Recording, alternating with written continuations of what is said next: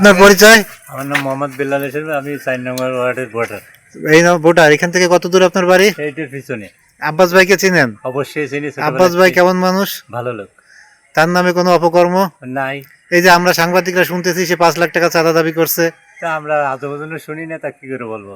কতদিন ধরে চেনেন? আমি প্রায় 40-45 বছর এই এলাকায়। 40-45 বছরে তার নামে আপনি কোনো ব্যক্তিগত শুনিনি।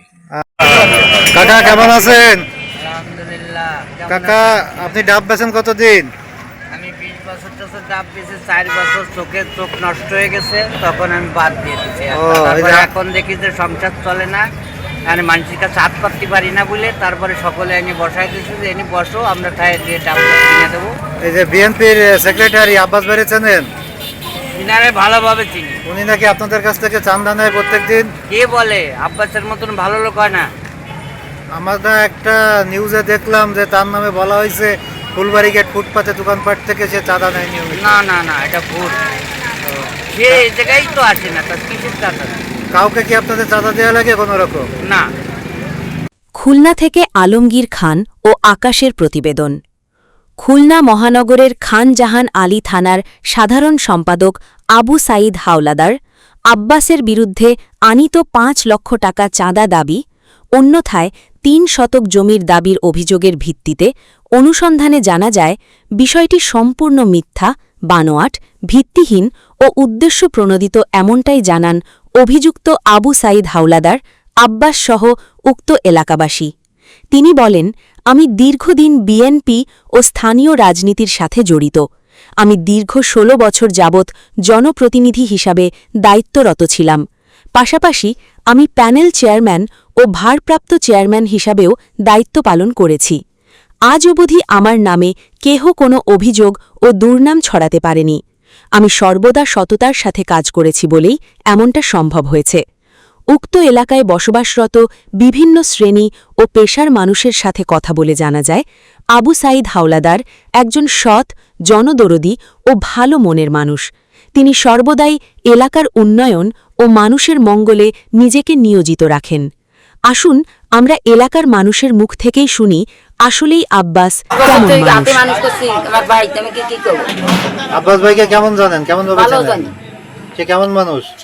তার নামে সে চাঁদাবাজি করে, জমি দখল করে, সে ভূমিদস্যু, না এগুলো সে করে না। না, তার মানে আপনি বলতেছেন সে ভালো মানুষ? সে ভালো মানুষ। কাকা আপনার নাম পরিচয়? আমার নাম বীর মুক্তিযোদ্ধা মোহাম্মদ আলা সিদ্দিকুর রহমান। জি কাকা, আপনি তো আব্বাস ভাইকে চিনেন? অবশ্যই চিনি। আব্বাস ভাই কেমন মানুষ? খুব ভালো ছেলে। আপনি কতদিন ধরে চিনেন তাকে?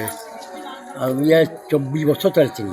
24 বছরে তার নামে আপনি কোনো অভিযোগ বা কিন্তু না কোনো অভিযোগ আমার নামের কাছে আসলে এই যে বাপ্পি নামে একজন যে তার নামে অভিযোগ চলছে, সে 5 লাখ টাকা চাঁদা দাবি করছে অথবা 3 শতক জমি, এ ব্যাপারে কি জানেন?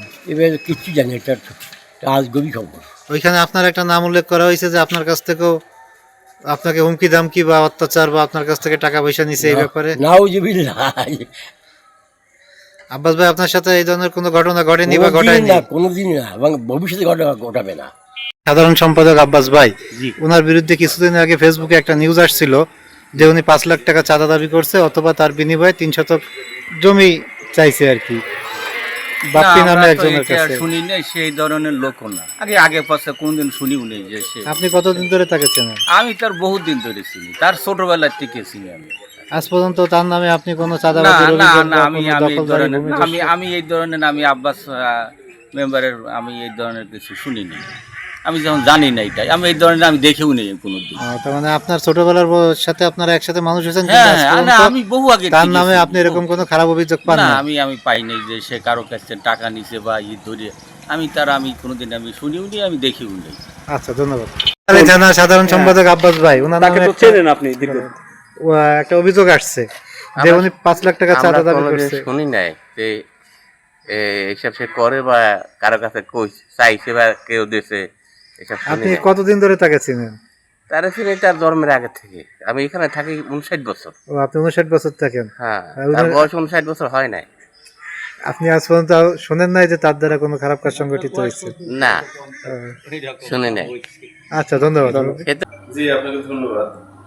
আসলে আমাদের সমাজ সহ পৃথিবীর অনেক দেশেই দেখা যায় যাদের অর্জন আছে, যাদের সুনাম আছে, যারা সমাজে গ্রহণযোগ্য ব্যক্তি, এ সমস্ত ব্যক্তির পিছনে যুগে যুগে রাজনৈতিকভাবে সামাজিকভাবে কিছু দুষ্ট লোক লেগেই থাকে। এটাও আমি মনে করি তারই একটা অংশ। সেই দুষ্টু লোক ওই ছেলেটি আমার ছেলের চেয়ে কিছুদিন বড় হতে পারে, ও আমার সামাজিক মর্যাদা ক্ষুণ্ণ করার চেষ্টা করছে। তাহলে দেখেন, ওখানে জমির কথা বলে না, ও এখন মিথ্যা প্রোপাগান্ডা ছড়ায়, আমার নাম, আমার পরিবারের নাম, বিভিন্ন জায়গার নাম বলে যেগুলো অপ্রাসঙ্গিক, রাসায়নিকভাবে জমি, সেটা তুই এখন ভিন্ন জায়গায় যেতে চায়, ভিন্ন কথা বলতে চায়, যেটা আমার সম্মানকে ক্ষুণ্ণ করার চেষ্টা করে। কারণ আমি ছোটবেলা থেকেই এইসব ফেস করতে করতে খাঁটি মানুষ হয়ে গেছি। আমার আদর্শ নীতির বাইরে আমি কোনো কাজ করি না। কোনো লোভ আমাকে, কোনো ভয় আমাকে আমার আদর্শ থেকে বিচ্যুত করতে পারে না। এটাই আমার মূল বৈশিষ্ট্য। বৈষম্য বিরোধী নেতা বাপ্পির যে অভিযোগ আপনার বিরুদ্ধে, আপনি তার কাছে 5 লাখ টাকা চাঁদা দাবি করছেন অথবা 3 শতক জমি দাবি করছেন, এই বিষয়ে আপনার বক্তব্যটা কি? প্রশ্নই ওঠে না।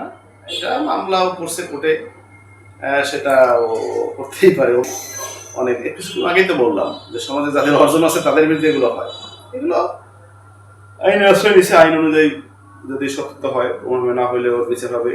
আমিও এটা দেখেন মামলা করেছি, এটা সত্য ঘটনা। এটা আমি ওকে কিছুদিন আগে একটা লোক মারফত খবর দিয়ে ডেকেছিলাম, এখানে আসছিল, মনে করছে জমি কিছু বলিনি।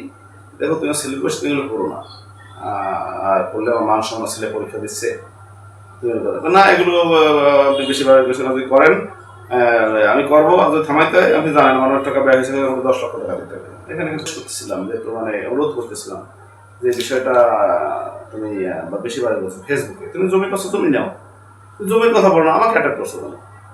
তারপর আমি তোমার রাজনৈতিক জীবন, আপনার রাজনৈতিক জীবন আমি নষ্ট করবো, সামাজিক মর্যাদা নষ্ট করবো যদি আমাকে টাকা না দেওয়া।